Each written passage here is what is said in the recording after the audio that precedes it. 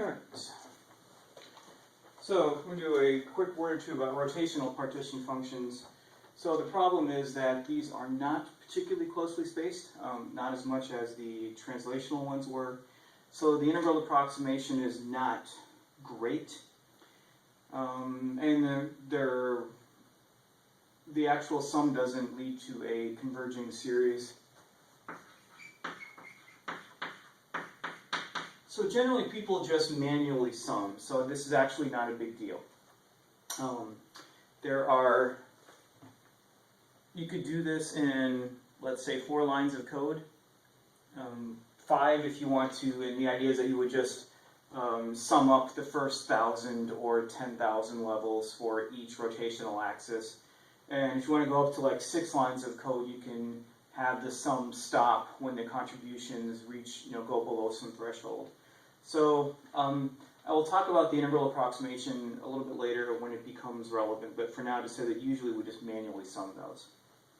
Alright, so I said that the partition function will eventually help us relate the realm of the large, the macroscopic, to the realm of the small quantum, which has been kind of our goal and endpoint all along here. So, and now that we have Q's set up, we can actually do this. So I'm going to start simple, and we're going to relate internal energy with the partition function Q. And this one is actually not very difficult. Alright, so we can talk about total energy and watch the distinction between the E and the U. I'll merge those pretty soon. So the total energy, we can say, is simply equal to the sum over all states I of the population of that state I times its energy, E sub I, or epsilon sub I, to which I have written duh, and you should be thinking to yourself at this point too. So the question, and we kind of talked about this when we started talking about stat mech, is what to put in for this n sub I, the population of each state.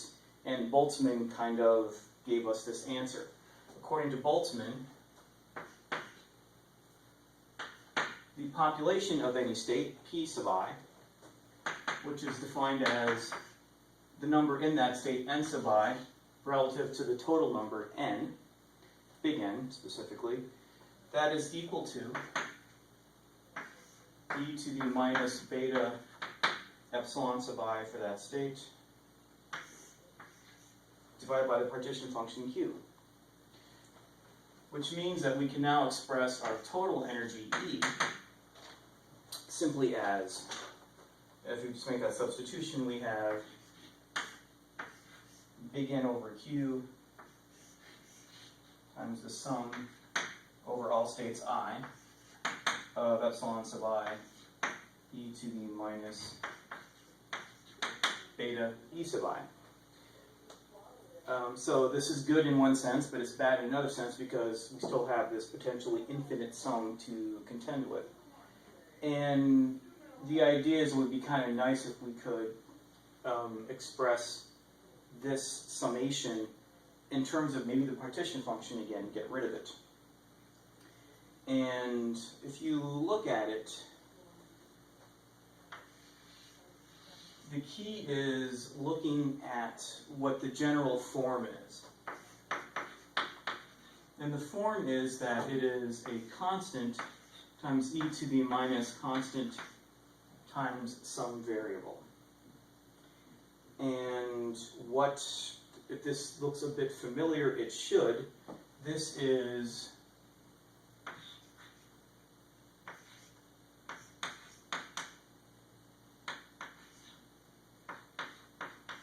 just the first derivative of that exponential function.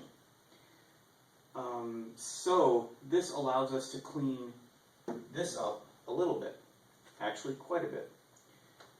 This can be rewritten, so then we could say that this is equal to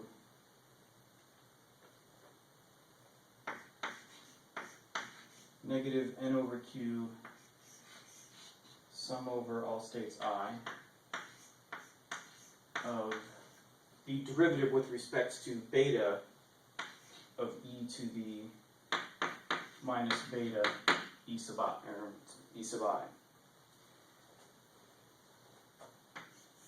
And we can clean that up a little bit more. So we can take the derivative term out of the summation. And that gives us negative n over q times dd beta of the sum over all I of e to the minus beta epsilon sub I. And hopefully the clouds have parted, although not today. Find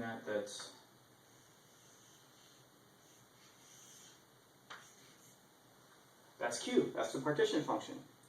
Which means you can simply say that this is going to be negative big N over q times dq d beta. And we have ostensibly gotten rid of that sum. And again, that is our total energy.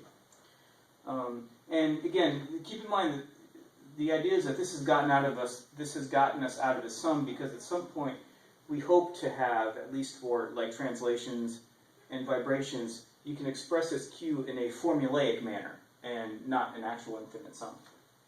All right. So we have started, so we've actually done our first relation of a macroscopic quantity, total energy or total internal energy, with microscopic quantities, because this partition function is derived on models or quantities that are molecular or atomic in nature, the vibration levels and all that stuff. And so I have woohoo written at this point. All right, a couple of reminders or a few caveats here. All of this is developed with respect to the lowest energy level being 0, which in many cases actually it is not. There is some non-zero, 0-point energy. So this energy should be interpreted as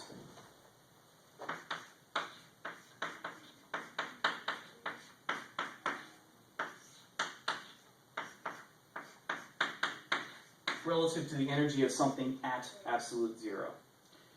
So, I'll click the board here.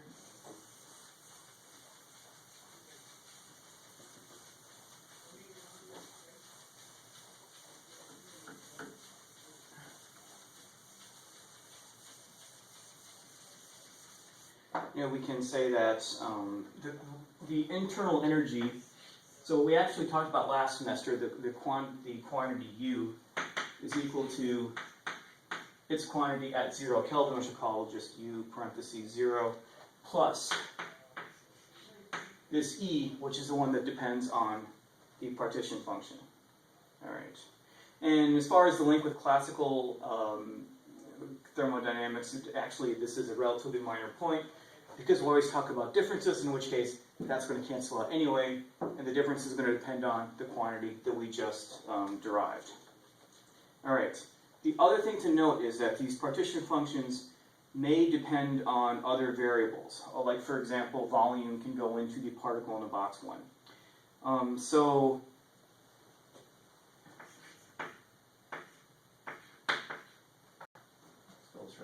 whenever we're deriving,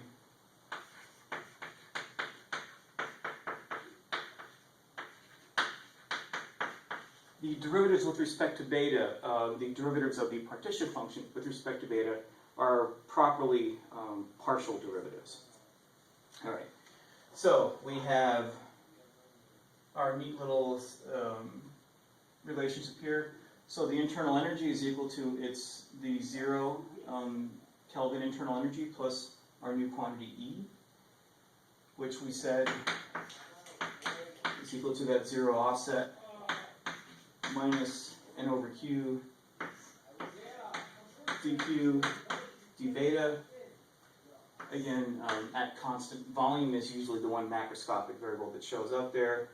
And the other way that you often see this, and this is the common substitution, for mathematical reasons, is equal to the 0-point offset minus N, and then this quantity, the derivative of the natural log of Q with respect to beta, which is kind of the same thing.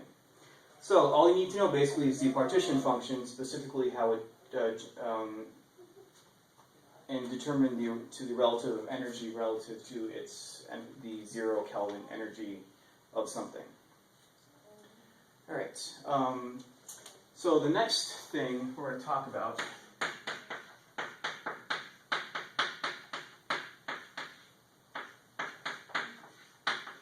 is the calculation of statistical entropy. And again, so we're talking about statistical mechanics, so this is kind of the next natural thing to do. Now, we previously talked about, or postulated that all thermodynamic properties are predictable with the appropriate statistics. And so entropy kind of cries out for this, and also I promised you this last semester at some point. So the starting point is the Boltzmann Formula, which is simply that, and we talked about this a little more at the very beginning of this class when we talked about stat mech, and saying that the weights of a particular configuration should play a factor. More states, the more ways to distribute energy, more disorder. So the Boltzmann Formula actually summed this up, made a quantitative relationship, and it's simply that the entropy of something is equal to the constant that now bears his name, Boltzmann, times the natural log of the weights of a particular configuration. And this is what we were figuring out when we were placing molecules A, B, and C in their respective states back on Friday and Monday. All right, so, and this provides a link to the partition function as they are needed to describe, because the partition function is going to be needed to describe the population of the configuration that has the maximum weight that we said was going to be hopefully so overwhelmingly favored that it's the only one you really need to consider. All right, so we can say that the entropy is equal to, again, Boltzmann constants, and then we can do a Stirling approximation and say that it is, so this again, the natural log of what's assumed to be a huge, huge number.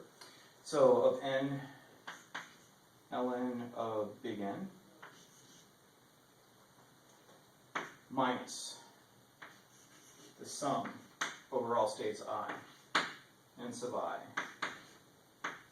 ln of little n sub I, and that whole thing in parentheses. And you can clean this up a little bit. You can take the Boltzmann's constant out in front of the summation terms. So we have Q times the sum over all states I. There's a little bit more cleanup here.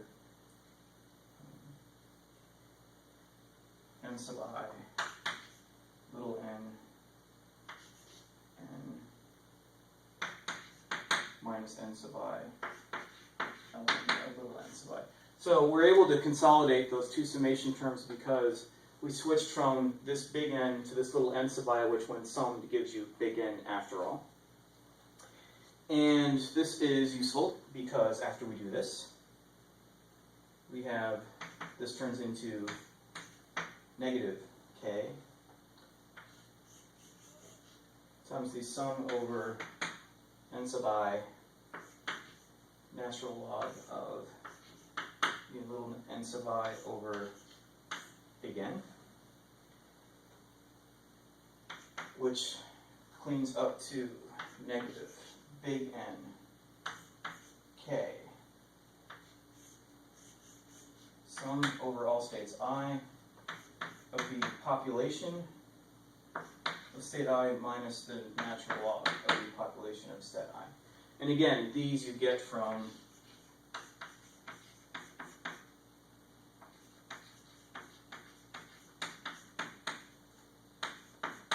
the Boltzmann distribution for that particular state. And we'll probably pick up from there, or we'll pick up from there in the next segment.